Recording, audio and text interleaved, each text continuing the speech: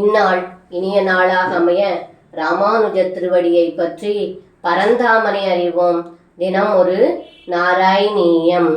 அயிதே பிரளயாவதௌ விபோ சிதிதோ யாதி சமஸ்த பக்ஷிணः மிருதுபாசனதோருஜா பவேதி இதி பீதா ஜனனி சுகோபசா. இந்த பாடலுக்கு அர்த்தம், ஏ குருவாயூரப்பா, ஐம்பெரும் பூதங்களான நிலம், நீர், காற்று, ஆகாயம், நெருப்பு முதலியவைகளை பிரளய காலத்தில் விழுங்கியனவனே, அப்படிப்பட்ட தாங்கள் மண்ணை தின்றதால் நோய் வருமோ என்று பயந்து தங்களுடைய தாயான யசோதை கோபப்பட்டாள் என்று இந்த பாடலில் பட்டத்ரி சொல்கின்றார்.